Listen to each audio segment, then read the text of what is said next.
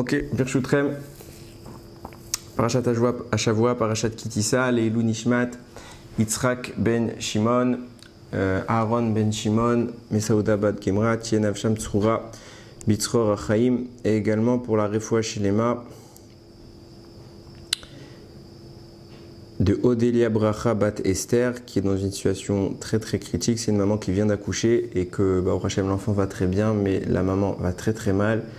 Que Hachem très vite il envoie la Refoua Shilema et que ce cours il soit un ajout de brachot pour toutes ces personnes. Alors Parashat Kitissa, donc on connaît tous le principal méfait de cette paracha, c'est le fameux veau d'or. Donc Moshe Rabbeinu va monter au Har Sinaï. Donc on n'est plus dans... il y a un débat chronologique entre les Mefarshim qui se passe, à savoir quand est-ce qu'on doit placer cet événement du veau d'or par rapport au Mishkan, à la fabrication du Mishkan dont Moshe a reçu l'ordre dans les parachiotes précédentes, donc dans Parashat Trouma et Tetzavé, les deux précédentes.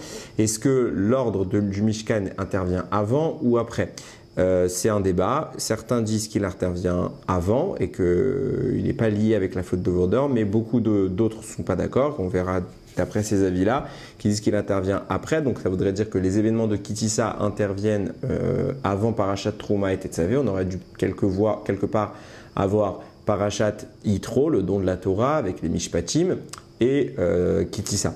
Maintenant, beaucoup d'autres de ces avis, donc comme je disais, on va les citer tout à l'heure, estiment que l'ordre du Mishkan intervient après, puisqu'il est afférent à ce qui s'est passé. Il y a une raison qui corrobore les deux événements. Donc dans l'ordre, ça devrait être d'abord le veau d'or, puis après le Mishkan. Quoi qu'il en soit, le Ham Israël, au moment où Moshe Rabbeinu monte au Har Sinaï pour recevoir la Torah, fait une erreur de calcul.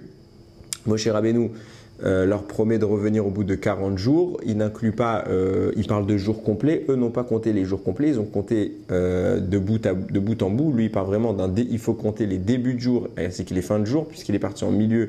Il ne comptait pas les 6 heures de la journée qui étaient déjà entamées, 6 heures restantes, tandis que le peuple les a comptées. Donc, voyant Moshe ne pas arriver à l'heure, on sait que Moshe Rabbeinu, il représente quand même Akadosh Baruch Hu. On sait également que le Satan va se donner un grand plaisir d'intervenir pour piéger le Ham Israël et il va réussir. Et à ce moment-là, le peuple va se diriger vers Aaron pour qu'il fabrique un veau en or.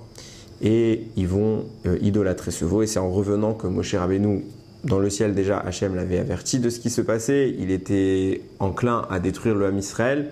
Heureusement, comme à chaque fois, Moshe Rabbeinu intervient, il nous sauve. Et il redescend pour constater les dégâts. Et c'est à ce moment-là qu'il va casser les premières louchot, les premières tables de la loi. Il va punir les fauteurs, puis remonter au Har Sinaï pour recevoir à nouveau la Torah.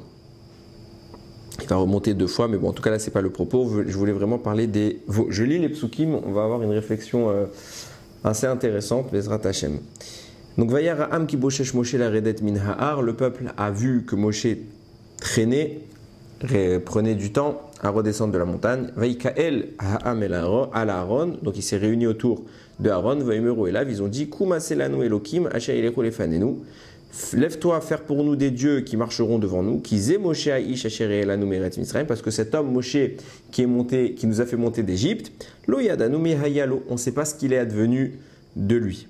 Aaron, donc Aaron, il faut préciser sa réaction, il cherche réellement à sauver le Ham Israël. Il comprend qu'il est dans une situation très complexe. Avant lui, Hur était intervenu pour empêcher le veau d'or, il a été tué. Aaron n'a absolument pas peur d'être tué. Ce n'est pas du tout, c'était pas du tout par la crainte qu'il va réagir comme il va le faire. C'était par l'idée de se dire, c'est simple, si je fais la même chose que Hur, donc je vais moi aussi être tué, on n'a rien gagné. Ce que je vais tenter de faire maintenant, c'est de réduire, enfin plutôt d'agrandir le temps, de faire traîner les choses pour laisser à Moshe l'opportunité de revenir. Et si Moshe revient, bon ben, ça va, l'intention du peuple va s'éteindre d'elle-même, puisque Moshe est là, il n'y aura plus besoin de faire un veau d'or, on va annuler l'argument disant que Moshe n'est pas revenu et donc il nous faut un nouveau Dieu, etc. Il y a eu un souci. En tout cas, beaucoup de Mefarshim, dont le Ramban Nachmanide en tête de liste, explique que tout l'objectif ici n'était pas de créer un Dieu, mais de créer un substitut à Moshe. Donc leur but, c'était d'avoir compris que Dieu existe, mais il avait offert à Moshe des pouvoirs qui lui permettaient de le représenter. C'était Moshe qui agissait de son propre chef. Ce que propose le peuple ici de faire, c'est de faire la même chose, de créer un réceptacle dans lequel Hachem déversera le pouvoir qu'il avait conféré à Moshe. Et c'est ça toute leur idée. Donc si Moshe revient, il n'y a plus besoin d'un nouveau réceptacle. Et c'est ce que Aaron va vouloir faire. Bon, il va malheureusement pas pouvoir y arriver. On va peut-être en parler par la suite. Donc comme il ne va pas réussir, le veau va sortir. Et on va commencer en disant c'est le nouveau Moshe Rabbeinu. Puis on va finir, le Ham Israël va finir en disant c'est bien le Dieu d'Israël.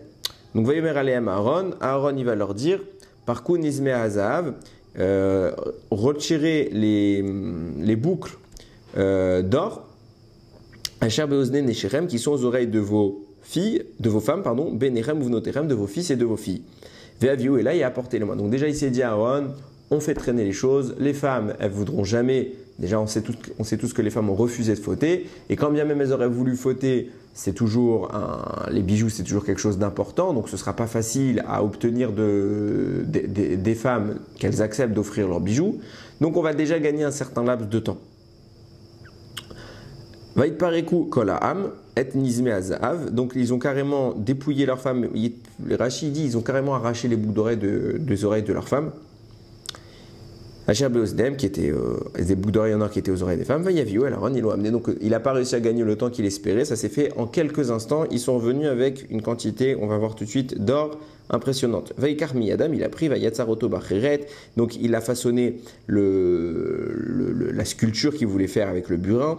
Vayaseu, Egel Masecha, il en a fait un veau d'or.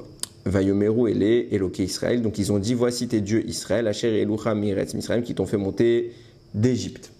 Alors, c'est intéressant de réfléchir sur ce qui est en train de se passer au niveau concret. Ça veut dire que nous, on a forcément l'idée d'un veau. Alors, il s'est passé beaucoup de choses. Pourquoi le veau est sorti rapidement? Pourquoi Aaron n'a pas eu le temps de ralentir? Il y a plusieurs raisons qui expliquent pourquoi Aaron n'est pas parvenu à ralentir le peuple Israël. Il y en a qui vont dire que le veau d'or est sorti à cause de sortilèges qui vont être prononcés par les instigateurs du veau d'or. Il y en a qui vont dire que ça va être à cause de Micha. On va en parler tout à l'heure. Donc en attendant, le veau d'or sort et nous on a cette représentation, comme je le disais, d'un veau qui doit être assez monumental. Et en fait, c'est intéressant de réfléchir sur les mesures. On va faire un peu de mathématiques pour commencer. C'est pour en arriver à mon propos que je suis obligé d'évoquer ça, mais on va voir qu'il y a tout de suite une nécessité d'éclaircir sur exactement ce qui se passe.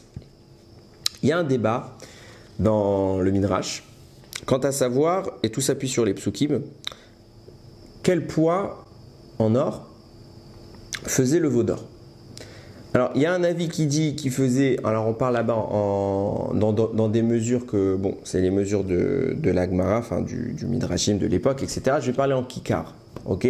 Kikar, je pense que c'est la mesure la plus audible. Aujourd'hui, on sait que Aman, il avait donné, on parle de Aseret Alafim, Kikar Kesef, il avait donné 10 000 kikars d'argent à Achashverosh. C'est une mesure qui est peut-être plus familière. Je n'ai pas fait les calculs pour savoir ce que ça donnerait en poids moderne, mais bon, on va prendre cette mesure qui est le kikar, c'est pas grave, quel que soit l'intitulé de la mesure. Donc il y a un avis qui va rapporter, en fait, ils vont tous s'arrêter sur le pasouk. Il y a écrit Egel Masecha, un veau, Masecha c'est du métal. Ok, donc le mot Masecha, une fois il est écrit avec, si je me rappelle bien, parce que j'ai plus le midrash en tête, mais en tout cas, une fois il est écrit avec un He à la fin, une fois il est écrit sans le He, si je me rappelle bien. Et quand vous prenez la valeur numérique du mot Masecha, avec le He ça ferait 125, et sans le He ça ferait 120. Ok, donc il y a un avis qui va dire que puisqu'on a précisé, puisqu'on sait que c'est un veau en or, il n'y a pas besoin de préciser qu'il est fait du métal. Donc pourquoi on nous a précisé ce métal-là, qu'il est fait de métal? C'était pour nous indiquer son poids, d'après certains. Enfin, d'après les deux rabbanim, en tout cas, qui vont débattre sur le sujet. Le premier avis donc, va prendre la valeur numérique du mot Masecha avec le He, le deuxième sans le He, mais en tout cas, les deux avis, ils sont d'accord à peu près sur la valeur. Il y a 5 d'écart. Soit il faisait 120 kikars d'or, ou soit il faisait 125 kikars d'or. Donc on a une mesure à peu près similaire du poids du veau d'or. Pourquoi j'insiste sur la mesure? Parce que quand on réfléchit un petit peu sur ce qui est en train de se passer, on peut évaluer la quantité d'or qui a été apportée par le Ham Israël. Enfin, je précise Ham Israël, mais c'est faux. On va tout de suite comprendre. On est en train de parler de quoi? On est en train de dire que Aaron a demandé au peuple d'apporter les boucles d'oreilles de leurs femmes. Combien les boucles d'oreilles d'or qu'avaient leurs femmes? A priori, chacun est allé voir sa femme et chacun est venu apporter au moins une paire de boucles d'oreilles. J'ai bien dit au moins. Ok?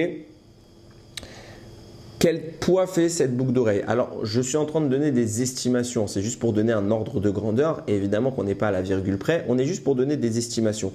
Une boucle d'oreille dans la Torah, il y a un autre endroit dans la Torah, on nous parle d'une boucle d'oreille en or. C'est le moment où Abraham cherche à trouver une épouse pour son fils Yitzhak. Donc il envoie Eliezer, son serviteur, pour trouver une femme dans son pays natal, pour trouver une femme à son fils Yitzhak. Eliezer rencontre Rivka et là-bas il lui donne plusieurs présents que Abraham lui avait transmis pour faire le mariage. Parmi les présents, on parle là-bas de boucle d'oreille. Il lui a donné une boucle d'oreille. La valeur là-bas, c'est un béka. Un béka, c'est un demi-shekel. La valeur du béka en or, c'est la valeur du demi-shekel. Donc si j'extrapole pour donner, je dis bien, c'est encore une fois pour donner une mesure générale. Si on peut supposer qu'une boucle d'oreille fait un demi-shekel, on se dit bien qu'il y avait 2 boucles d'oreille par femme. Donc chaque couple a apporté l'équivalent d'un shekel d'or. Deux fois une boucle d'oreille, donc 2 fois un demi-shekel pour faire un shekel d'or. Ok? Donc chaque couple a apporté un shekel d'or. Combien y avait-il de couples? Alors naturellement, vous allez penser qu'il y en avait 600 000, c'est complètement faux. Pour la simple et bonne raison qu'en réalité, tous les commentateurs sont unanimes sur l'idée de dire que le veau d'or n'a pas été commis par les Bnei Israël. Les Bnei Israël n'ont absolument pas commis le veau d'or. C'est le Erev Rav, le peuple qui s'est adjoint à nous en sortant d'Égypte, qui est un peuple d'Égyptiens, une partie des Égyptiens, un groupuscule, on va voir que c'est beaucoup plus qu'un groupuscule, mais en tout cas, c'est un groupe d'Égyptiens qui, voyant les miracles de la sortie d'Égypte, qui en plus, d'après beaucoup, étaient issus de micro-conversions réalisées déjà à l'époque de Yosef. Donc ils avaient déjà un penchant pour le judaïsme, tout en restant malgré tout égyptiens, donc ils étaient un peu entre deux bords, ils étaient vraiment indécis, que Akadosh Baruch Hu ne voulait pas nécessairement prendre parce qu'il savait qu'il y avait encore en eux cette faiblesse spirituelle et qui pouvait être un danger redoutable pour l'homme Israël. Mais Moshe Rabbeinu a été emporté par sa générosité et il a accepté de les prendre. Donc ils sont venus avec nous, ils ont quand même gardé leurs coutumes, leur manière de faire. C'est pour ça qu'on n'aime pas trop généralement les conversions de masse, c'est quelque chose de néfaste parce que c'est très difficile de faire une conversion de masse et de se baigner littéralement dans la religion en question. Donc ils se sont convertis, ils ont accepté de suivre, enfin ils ont demandé à suivre le Ham Israël et quand Moshe Rabbeinu va tarder, c'est eux qui vont être les instigateurs de la fabrication du Hegel, donc la fabrication du veau d'or. Alors pourquoi le Ham Israël est puni malgré tout? Pourquoi on juge le Ham Israël comme étant un fauteur? Et pourquoi c'est... Alors, quand on lit le texte, c'est vrai qu'on ne le voit pas que c'est écrit le Erev Rav, mais il y a plusieurs indices qui prouvent dans la Torah, quand on étudie un petit peu, il y a des formulations dont on sait que quand c'est cette formulation-là, on parle du Erev Rav, et quand c'est une autre formulation, on parle du Ham Israël. Et toutes les formulations ici présentes indiquent clairement qu'il s'agissait du Erev Rav, ce n'est pas quelque chose qu'on invente pour se disculper de notre faute, on n'a pas réalisé le veau d'or. Alors pourquoi la Torah présente ça en apparence? Après, c'est vrai que celui qui connaît les formulations peut identifier les instigateurs réels, mais en apparence, c'est vrai qu'on parle des Bnei Israël dans cette faute. On ne parle pas du Erev Rav, ce n'est pas écrit du moins explicitement. Alors pourquoi on reproche au Ham Israël? Tout simplement parce que qui ne dit mot consent dans la Torah. Le Ham Israël aurait dû, en bloc, faire barrage au Erev Rav, refuser, empêcher la construction de ce veau d'or, empêcher cette idolâtrie, et ils n'ont pas levé le petit doigt, ils ont laissé les choses se faire, et les seuls qui étaient un peu opposés, c'était les Lévi'im, et malgré tout, la Torah va considérer qu'ils ont fauté, parce que qui ne dit mot consent. Déjà, c'est une grande leçon morale sur aujourd'hui, la manière dont on a d'approcher les choses dans la Torah, parce que souvent on a une démarche que je déplore, quelque part, non pas qu'elle soit nécessairement mal fondée, mais on se dit chacun fait ce qu'il veut. moi je ne me mêle pas de ce que toi tu fais et toi tu ne te mêles pas de ce que moi je fais. La Torah, elle a vraiment une vision complètement opposée à cette idée. Je me mêle de ce que tu fais. Pas que j'ai une personnalité intrusive dans ta vie privée, mais quand je te vois faire du mal, je dois tenter de tous les moyens qui sont les miens de t'en empêcher. Je dois donc intervenir.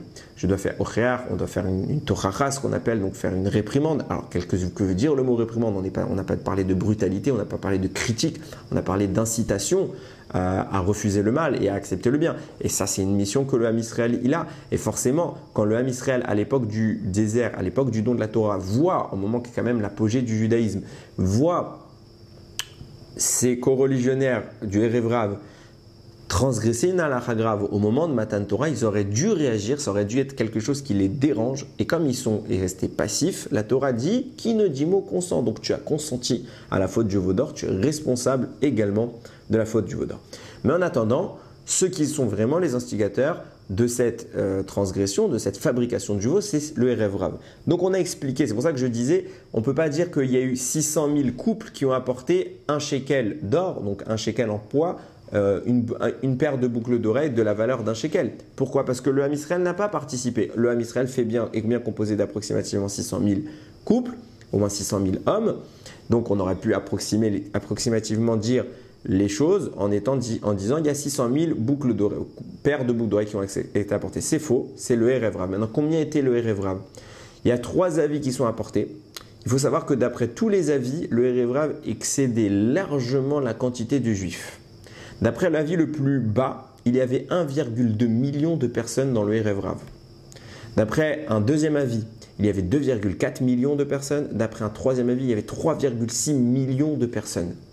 A priori, quand on parle de nombre, on parlait encore une fois que des hommes. Donc on parle approximativement, et toujours on est dans l'approximation ici, il doit à peu près y avoir le même nombre de femmes, sans compter les enfants.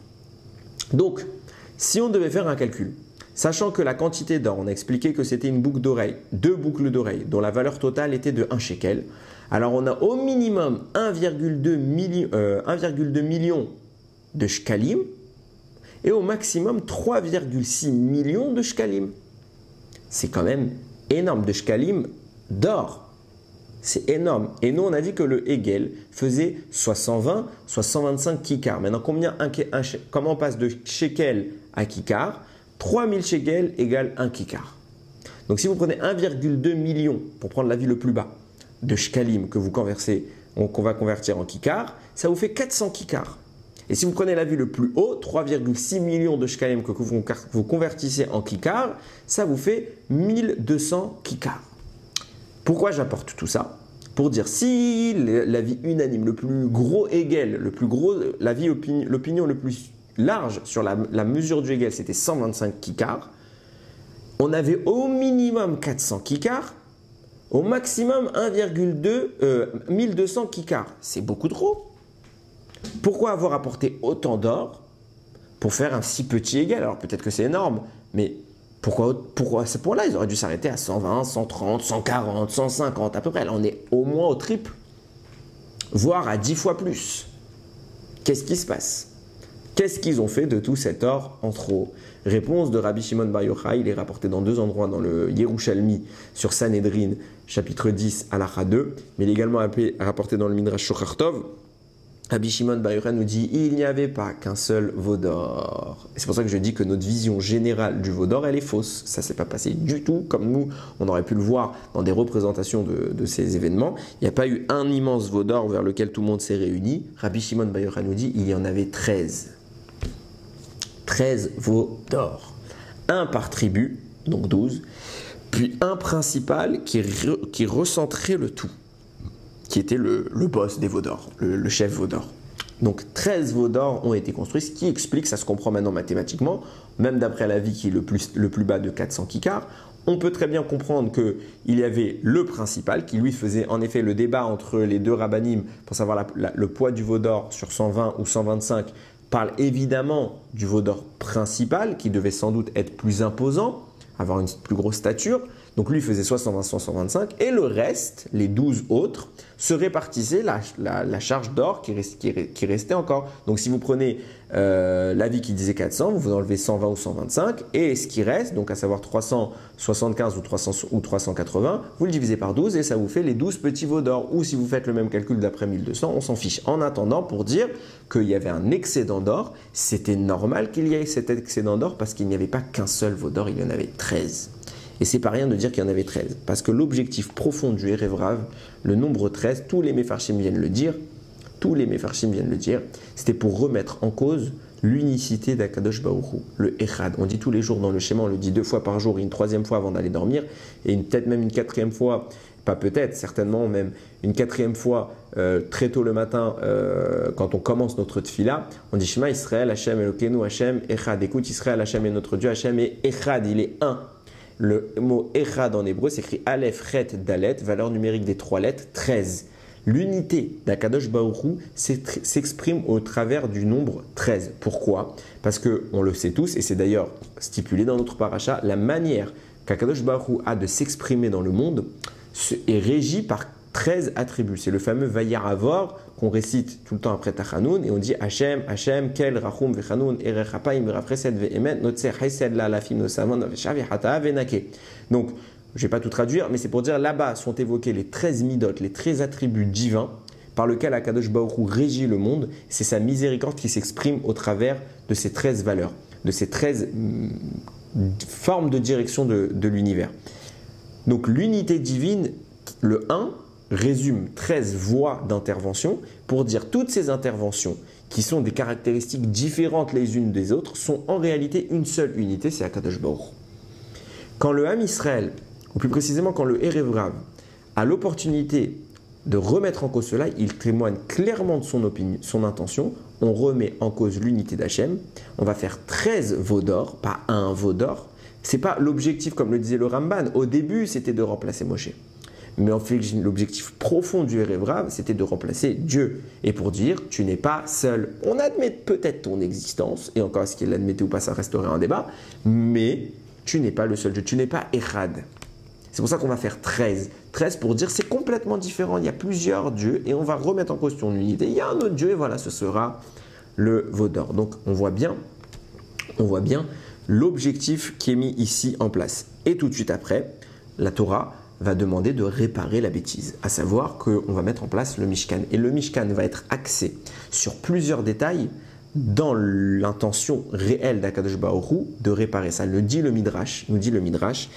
C'est pour ça que je disais tout à l'heure, il y a plusieurs avis sur le sujet, mais en tout cas, il y a écrit comme dans la paracha de Pekoudé, et les Pekoudé à Mishkan, voici les comptes du Mishkan. Mishkan Naedout, le Mishkan du témoignage.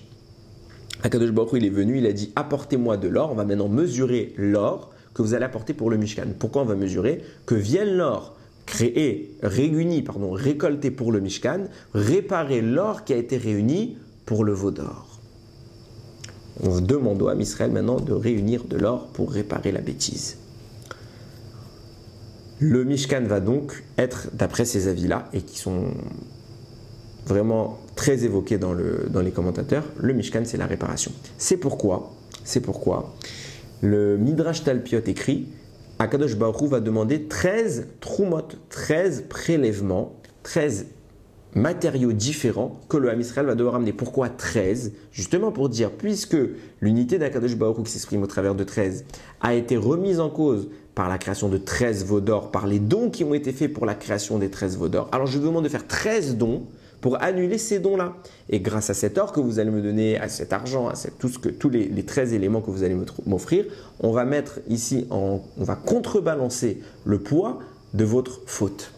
Par ailleurs, dit Rabbeinu Bechaye, on sait que, comme je le disais, l'objectif du veau d'or, c'est de remettre en cause les 13 attributs divins, donc les 13 voies d'expression d'Akadosh Baruch Hu, de dire qu'il y a plusieurs dieux, l'unité divine est ainsi remise en cause. C'est pour ça que nous trouvons, nous dit Rabbeinu Bechaye, dans le Mishkan, dans les parachiotes de Parashat Vayikra, etc., tous les sacrifices qui vont être évoqués, il y a 13 types de sacrifices. Nous dit Rabbeinu Bechaye, les 13 types de sacrifices viennent en corrélation avec les 13 attributs d'Akadosh Baruch Hu. Et le veau d'or a remis en cause ces 13 attributs. Donc les 13 attributs sont une opposition frontale à l'idée des 13 veaux qui ont été établis par le Erev Rav. Donc on a ici un Mishkan qui réunit 13 dons, pour annuler les 13 veaux d'or, qui réunit 13 sacrifices pour exprimer les 13 midot d'Akadosh Baruch Hu, donc pour réexprimer l'unité d'Akadosh Baruch Hu.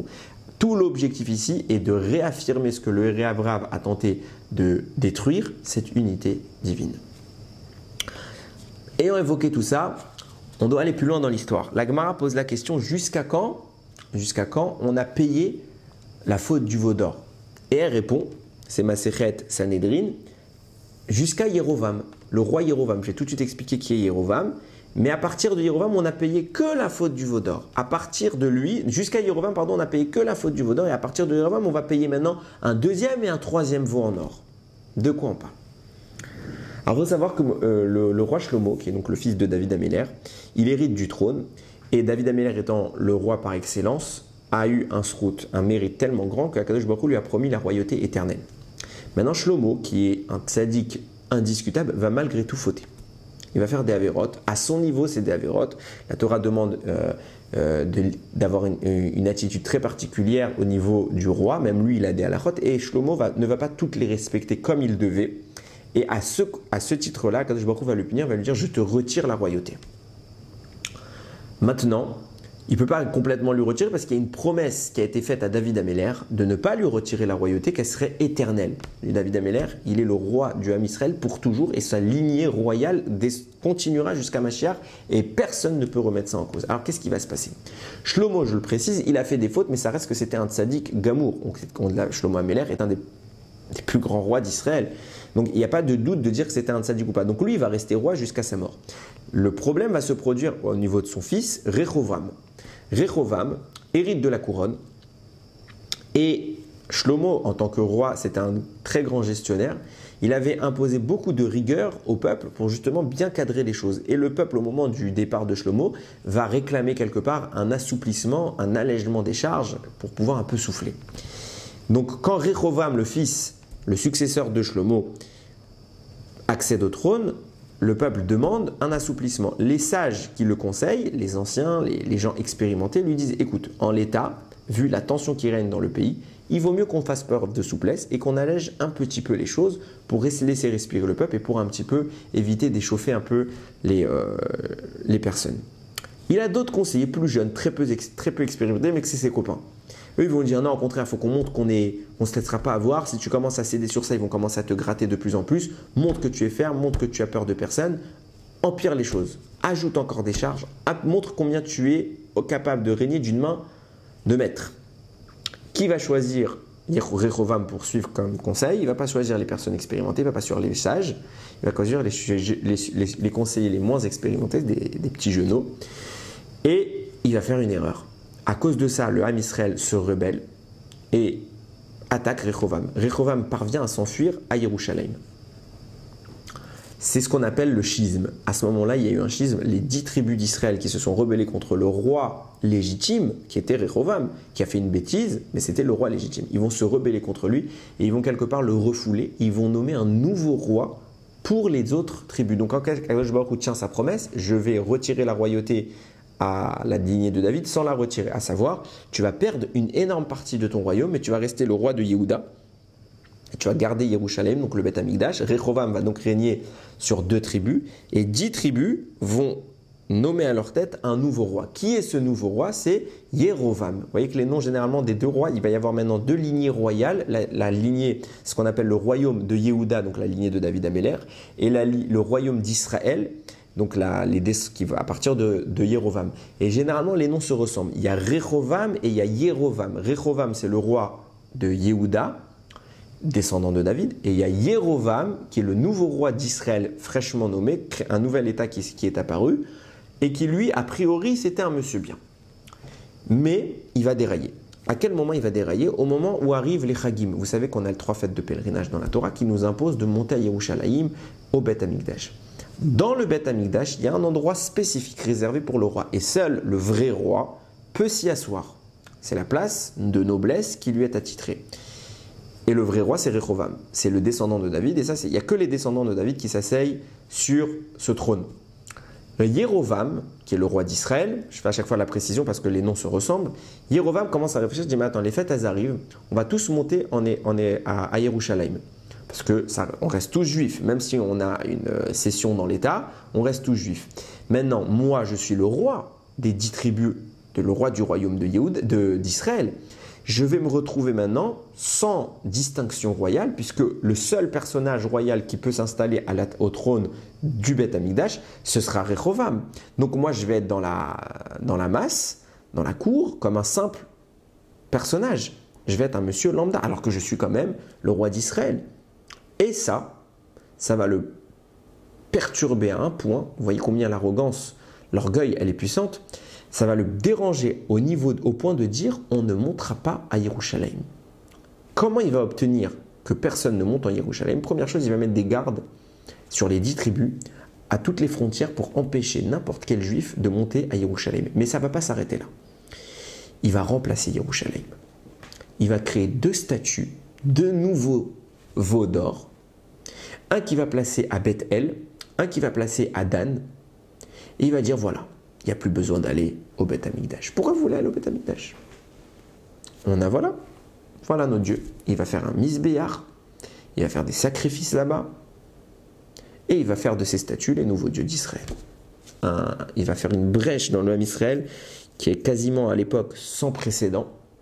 C'est pour ça qu'il fait partie des plus grands réchaïm des rois d'Israël. Il est toujours mis en avant dans la critique. Et il va, à ce moment-là, donc, mettre en péril tout le Ham Israël. Déjà, c'est intéressant, avant même d'aller plus loin, de voir l'origine de ce Yerovam. Il s'appelle Yerovam ben Nevat. Nevat, nous dit la Gemara dans Masechet Sanhedrin, ce n'est pas n'importe qui, ce n'est autre que Micha. Qui est Micha? C'est assez connu. Lorsque Moshe Rabbeinu se rend en Égypte et qu'il voit ce qui se passe, il va se plaindre à Kadosh Baruch Hu, lui dire en fait tu es en train de leur faire un mal fou. Dorénavant, il y a un décret égyptien que la quantité de briques qui ne serait pas atteinte serait remplacée par des bébés. À savoir qu'on emmurait les enfants vivants, les petits bébés nourrissons vivants, on les emmurait pour renforcer les murs, puisqu'on n'avait pas le temps de fabriquer assez de briques. Donc Moshe Rabbeinu lui dit, c'est grave, on est en train de tuer des bébés, comment tu peux faire autant souffrir ton peuple? Réponse d'Akadosh Baruch Hu, il lui dit, écoute, je sais ce que je fais, ces enfants-là, je les tue maintenant parce que ce sera des grands Réchaïm. Des Réchaïm Gumurim, parfaits Réchaïm. Donc je ne veux pas qu'ils vivent. Ils sont envoyés dans ce monde, ils font leur réparation en mourant tout de suite et c'est fini. C'est atroce, mais ils feront tellement de choses graves que je veux qu'ils souffrent tout de suite, comme ça ils ont déjà fait leur tikkun, ils ont déjà fait leur réparation et c'est fini. Alors, on n'a pas à rentrer dans les comptes de Dieu, je sais que c'est quelque chose que très difficile à comprendre, la mort d'un enfant. Je ne suis absolument pas là pour justifier quoi que ce soit, je ne suis pas Hachem.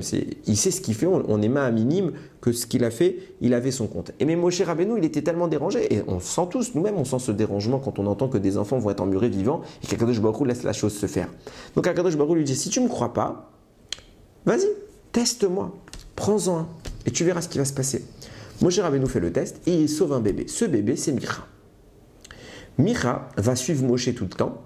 Et au moment où Moshe Rabbeinu va, en sortant d'Égypte, récupérer le tombeau de Yosef, qui était enfoui au plus profond du Nil et encadré par d'énormes sortilèges, tellement les Égyptiens voulaient empêcher qu'on puisse récupérer cette tombe, Moshe ne parviendra pas à trouver l'emplacement précis dans le Nil de Yosef. Donc il va faire ce qu'on appelle une camilla. Une camilla, c'est une plaque avec des intentions kabbalistiques, avec des noms kabbalistiques, un nom d'Akadosh Baruch Hu qui va graver dessus pour pouvoir réaliser quelque chose de surnaturel. Et dessus, il va aller écrire « Allez, Shor », lève-toi, taureau. Pourquoi? Parce que Yosef est lui-même appelé un Shor dans la Torah. Quand il va être béni par son père Yaakov, il va lui donner le qualificatif de Shor, de taureau.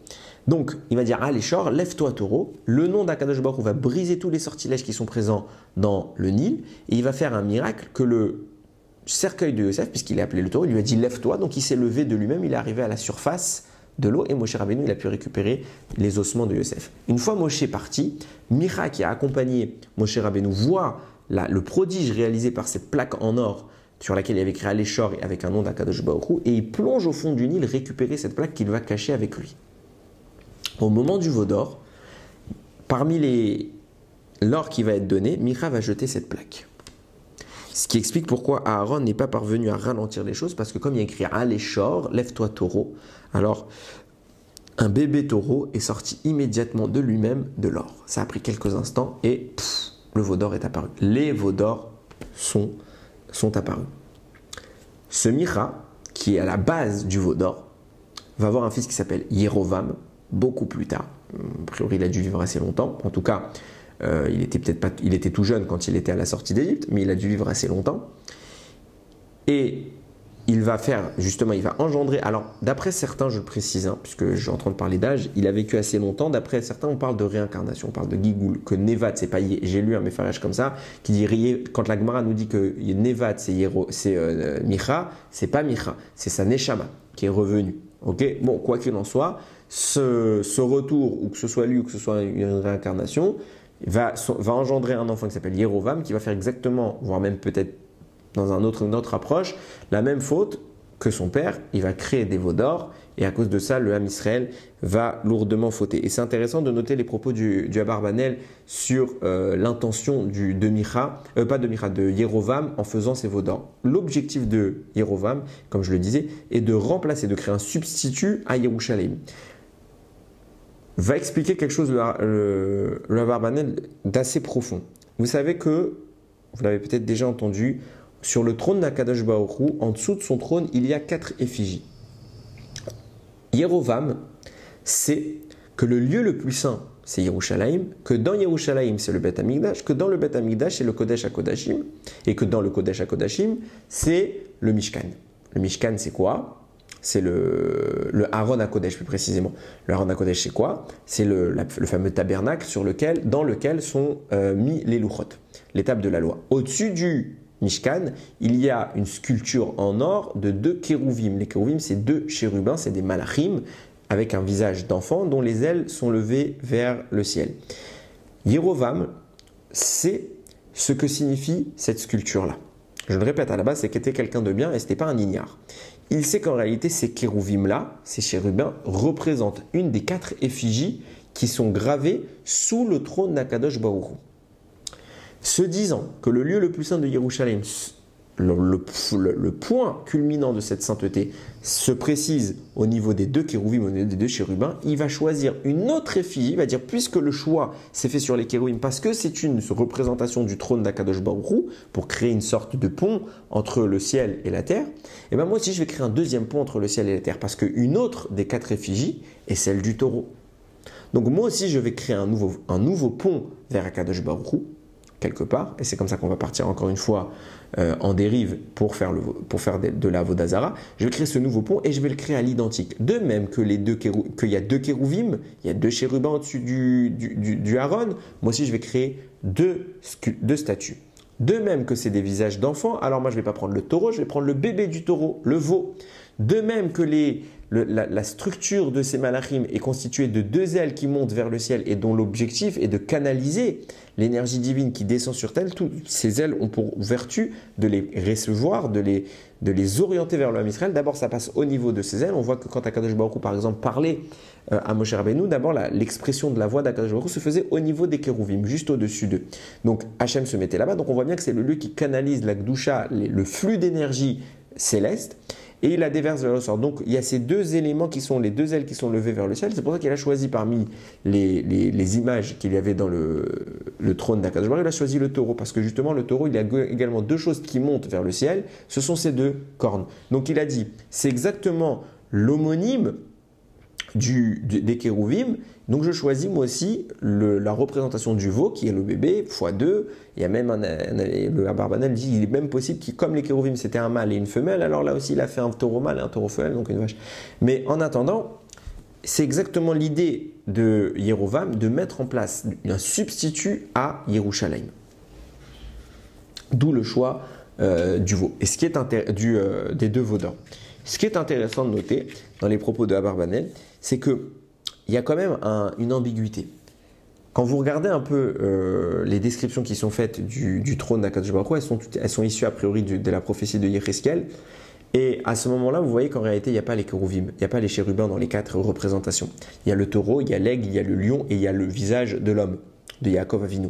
Donc il n'y a pas les kérouvim. Comment ça se fait que Abarbanel dit que une des représentations qui a été faite dans le ciel, c'est les chérubins, et que c'est pour ça qu'on a mis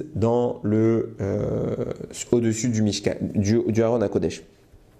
En réalité, la Gemara dans Masechet Ragiga dit oui, il y a 2 versions des 4 effigies. il y a la version originelle dans laquelle c'est bien un taureau qui figure. Mais là, dans la nouvelle version, il n'y a plus de taureau. Elle a été remplacée par les kérouvi, par un kérouv, donc un chérubin. Pourquoi? C'est le prophète Yéhezkel qui a prié à Kadosh Baruch Hu de supprimer le taureau de l'image céleste qu'il y a en dessous de son trône et de le remplacer par un chérubin. Pourquoi? Parce que depuis qu'on a fait la faute du veau d'or dans le désert, depuis peut-être même qu'elle s'est amplifiée par l'intervention de Jéroboam qui a créé 2 nouveaux veaux d'or, alors le taureau est une forme d'accusation dans le ciel. Ce n'est plus quelque chose qui vient défendre. Le trône céleste, c'est au contraire quelque chose qui est censé favoriser le Ham Israël. Et justement à ce moment-là, puisqu'il y a une faute grave qui s'est gravée sur ce taureau, du moins sur le veau, mais donc c'est la même espèce, puisqu'une faute s'est adjointe, alors le taureau ne peut plus dans le ciel devenir un défenseur. Il est forcément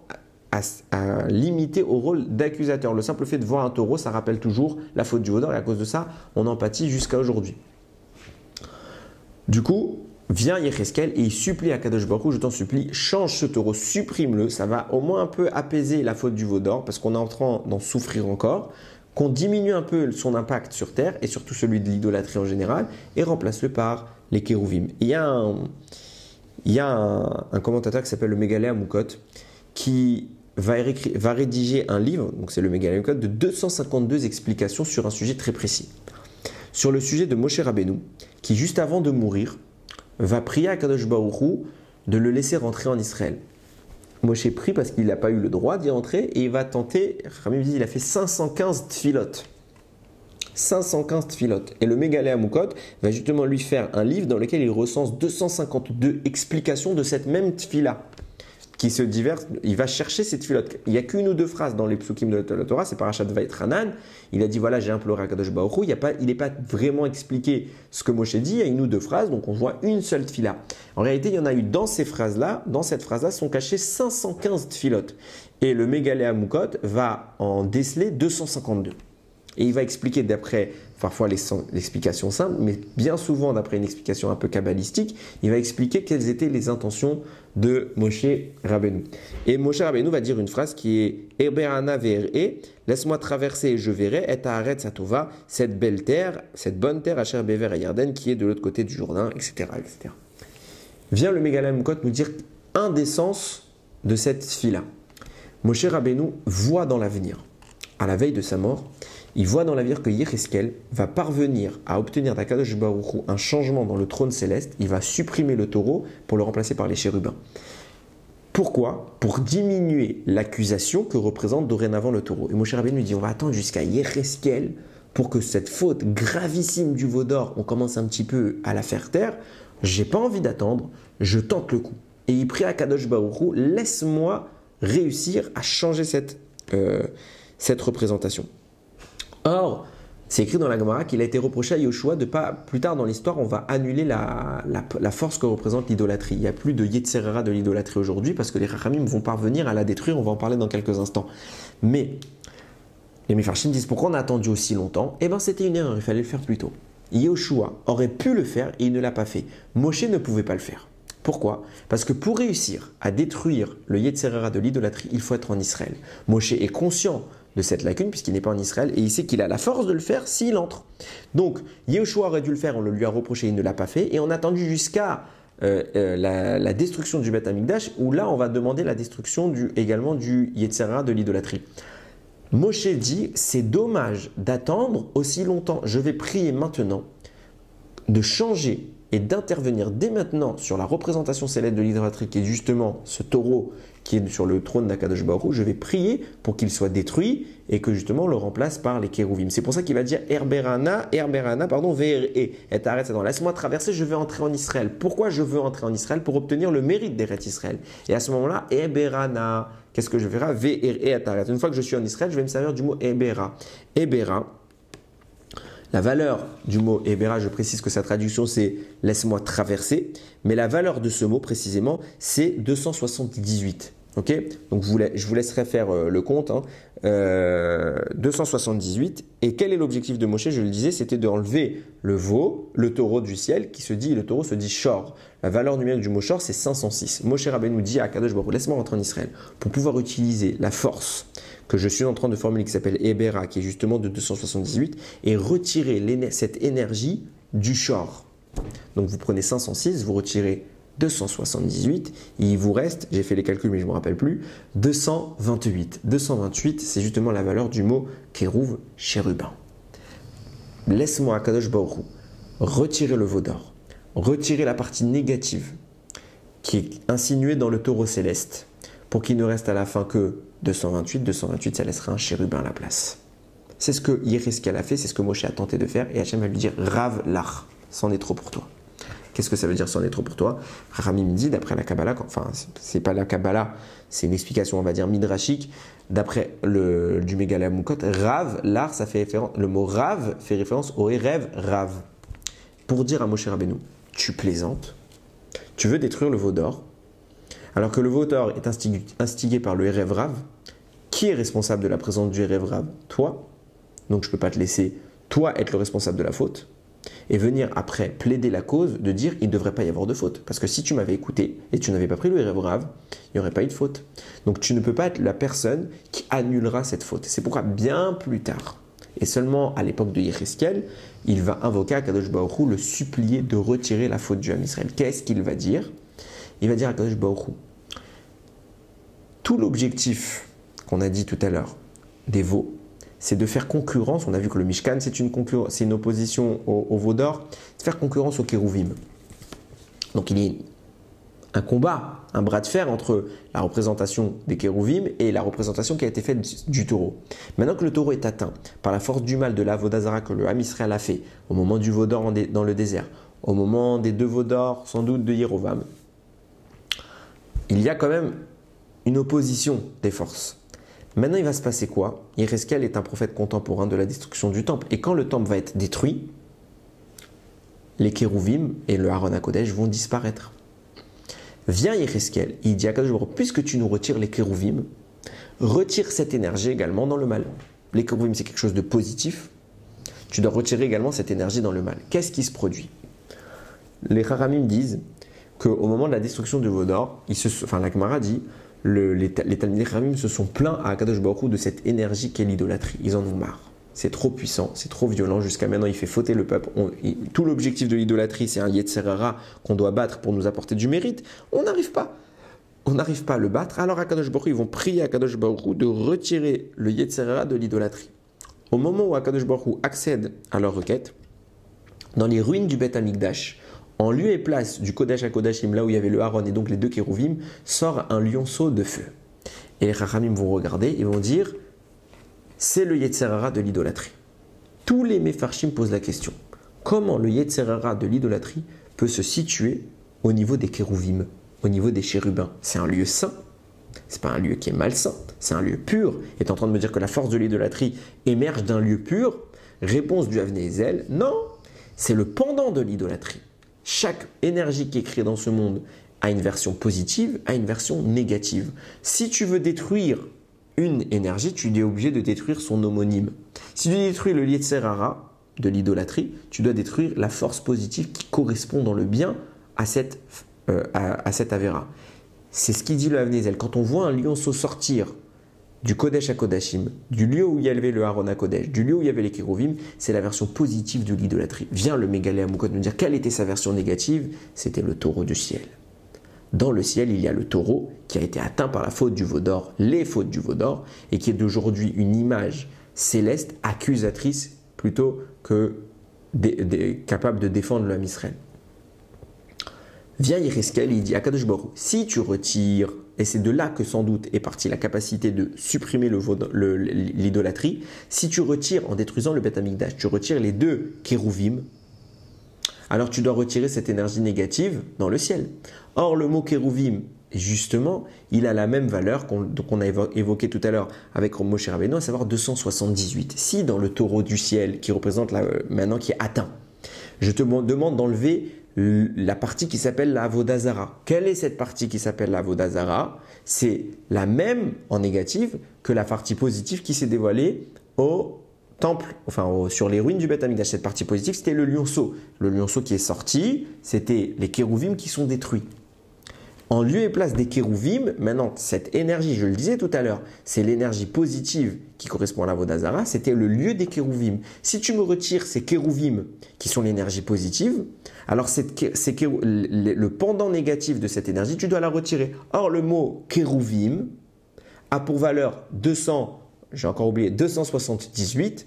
Donc, si tu retires 278 positifs, tu dois retirer 278 négatifs. Et où il faut que tu les retires? Dans l'expression négative, qui est le taureau dans le ciel. Donc tu prends le mot shor de valeur numérique 506. Tu retires l'expression négative des kérouvim, qui représente la Avodah Zara de valeur 278. Et il reste précisément 228. Quelle est la valeur numérique de 228? C'est ce qu'on a dit depuis tout à l'heure. C'est le mot chérubin, kérouv. Yéhezkel parvient à cet instant à supprimer l'effigie du taureau dans le ciel et à la remplacer par un chérubin. Tout ça pour dire quoi?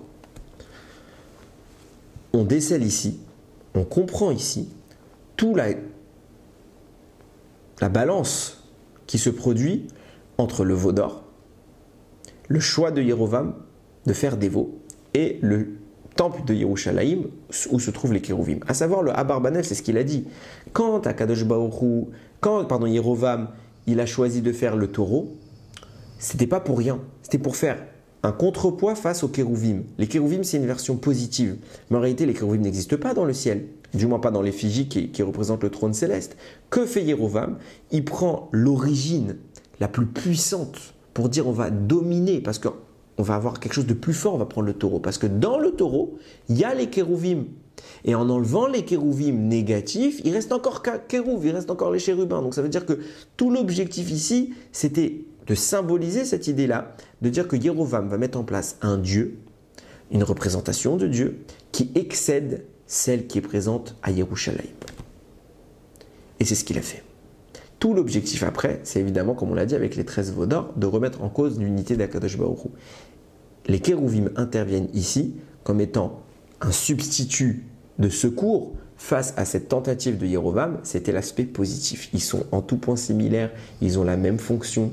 Et c'est ce que Yerovam va tenter de critiquer, c'est cette fonction des kérouvim. Il va l'annihiler pour 10 des tribus d'Israël. À la place, il va mettre le taureau qui va être justement cet aspect originel de l'effigie d'Akadosh Baruch Hu dans le ciel. C'est quelque chose qui, lui, dit c'est plus puissant, donc il n'y a plus besoin d'aller à Yerushalayim. On a fait quelque chose de mieux. On a fait quelque chose de mieux, de plus puissant que ce qu'Akadosh Baruch Hu il a fait dans son propre temple. Donc il n'y a plus besoin de se rendre à Yerushalayim, rester en dehors de Yerushalayim. Et c'est là que on comprend un petit peu la situation dans laquelle nous on vit aujourd'hui. À savoir que on vient de dire, d'expliquer que les kérouvim, que le Mishkan, le Beth Amikdash, qui remplacera le Mishkan, la structure qui a été choisie par Akadosh Baruch Hu, vient en quelque sorte annuler la faute du veau d'or. On ne va pas dire annuler, puisqu'on voit bien que si elle avait vraiment été capable d'annuler la faute du veau d'or, alors il n'y aura plus de faute à nous reprocher. La faute s'est maintenue dans l'histoire et on la paye aujourd'hui encore. Ce qui veut dire qu'en réalité, c'était vraiment... Le Mishkan était comme un tampon. Le Beth Amikdash venait réellement faire une séparation, un blocage, un bouclier contre les impacts accusateurs qu'il y avait dans le ciel à cause de ces fautes du veau d'or à l'époque du désert et des veaux d'or aussi à l'époque de Yerovam. Ça venait vraiment faire une force d'opposition. Et aujourd'hui, la situation dans laquelle on est, elle est finalement très critique puisque finalement, il ne nous reste plus rien de tout ça. On n'a plus les 13 sacrifices. On n'a plus les 13 troumot, les 13 dons qui ont été faits pour faire le Mishkan. On n'a plus les kérouvim. On n'a plus rien de tout ça. La seule chose qui nous reste, c'est la prouesse qui est parvenue Yéhezkel à faire, à remplacer dans le ciel cette effigie du taureau qui était vraiment l'incarnation. À la base, c'est une incarnation positive. C'est quelque chose de vraiment puissant, quelque chose de vraiment favorable à Israël, mais qui a été perverti par les fautes du veau d'or. Donc, à supprimer au moins cette émanation céleste, cette force qui impactait réellement au plus près du trône d'Akadosh Baruch Hu, il a supprimé pour mettre quelque part, pour dire que sur terre, on n'a plus les kérouvim, mais le ciel n'a gardé que les kérouvim. Et il n'a pas gardé la faute. puisqu'il nous les a enlevés à nous, il a au moins enlevé la faute dans le ciel. Cette faute existe toujours, elle a toujours un impact, mais comme si, de façon très imagée, elle avait pris une grande distance vis-à-vis d'Akadosh Baruch Hu grâce à l'intervention de Yecheskel. Mais c'était vraiment plus valable, vraiment valable et efficace à l'époque du Beth Amikdash, à l'époque du Mishkan. Aujourd'hui, on n'a plus rien de tout ça. La seule chose qui nous reste de tout ça, comme je le disais en introduction, c'est tout le cheminement. Le but du veau d'or, des 13 veaux d'or, était de remettre en cause l'unité divine qui s'exprime au travers de 13 attributs. Le fameux Vayaravor que Moshe a obtenu comme cadeau d'Akadosh Baruch Hu lorsqu'il en aura besoin. À savoir que lorsqu'il y a une accusation qui sera faite dans le ciel sur qu'il y a un crime commis par le Ham Israël, le fait de mentionner le Vayaravor et les 13 attributs est une garantie d'avoir accès à l'oreille d'Akadosh Baruch Hu. Dieu entend. Prononcer ces mots-là, c'est une garantie d'au moins diminuer même un tant soit peu le décret qui s'abat sur nous. Le veau d'or continue de nous accuser, les veaux d'or continuent de nous accuser dans le ciel. Yecheskel a réussi quand même à mettre une certaine distance entre l'accusation et le trône d'Akadosh Baruch Hu, mais c'est tout ce qui nous reste. On n'a plus le Beth Amikdash, on n'a plus les 13 sacrifices qui étaient vraiment un grand part. Et tant qu'on les avait, le veau d'or était quelque part vraiment mis sur la sellette. Il était vraiment désactivé. Il ne pouvait plus intervenir dans le ciel. C'est quand nous-mêmes on a repris l'idolâtrie, quand nous-mêmes on a cessé de donner l'importance à l'unité qui émanait du Beth Amikdash, l'unité qui émanait du Aaron HaKodesh et donc des Kérouvim, qu'on a redoré le blason du veau d'or, on lui a réattribué sa force, on l'a remis en position de venir nous faucher et nous accuser. La seule chose qui nous reste de tout cela aujourd'hui, c'est de se rappeler que le veau d'or, les veaux d'or venaient en contredisant les 13 attributs d'Akadosh Baruch Hu, l'unité divine. Alors à nous de nous comprendre, peut-être de prier qu'on soit un jour capable, comme Moshe Rabbeinu, de se servir de ce cadeau qu'Akadosh Baruch Hu nous a fourni, d'utiliser ce Vayaravor pour vraiment annuler les mauvais décrets. On vit actuellement un décret, on ne s'en sort pas, on a depuis des mois, en années maintenant, ça fait plus d'1 an qu'on est dans l'expression d'une maladie qui nous pollue, qui nous fait tous souffrir, qui bride un peu nos vies. Et il y a un décret. Et forcément, je ne dis pas que ça vient du veau d'or, mais il y a écrit qu'à chaque fois qu'il y a une punition qui vient sur le Ham Israël, il y a une part du veau d'or. Il y a une part du veau d'or. Et moi, je le dis tout le temps, je ne suis pas là pour dire d'où vient ce décret. Ce serait absurde, on n'est pas prophète. Ceux qui s'y tentent, je leur souhaite bien du courage, mais je trouve la démarche très absurde. Mais quoi qu'il en soit, on n'est pas là pour dire le pourquoi, on est là plutôt pour espérer une suite à cela. Et on prie sans doute peut-être pas assez, puisqu'on voit que ça ne part pas. Et je pense que ce message qu'on est en train d'évoquer, dire que l'arme qui avait été confiée à Moshe Rabbeinu, ces fameux 13 attributs, sont l'antithèse du veau d'or, c'est grâce à ça que Moshe Rabbeinu a réussi à obtenir le pardon du Ham Israël. Je pense qu'on le dit bien trop souvent à la hâte. Quand on fait Tachanoun déjà, quand on fait Tachanoun, si on le fait, parce qu'il y a plusieurs jours on ne le fait pas, et quand on le fait, généralement les gens tirent la grimace. Et pourquoi on fait Tachanoun? Non, mais il y a un avis qui dit qu'on ne doit pas faire, venez, on ne fait pas Tachanoun. On cherche absolument à se disculper de Tachanoun. Alors, on a des fautes, il faut les accepter.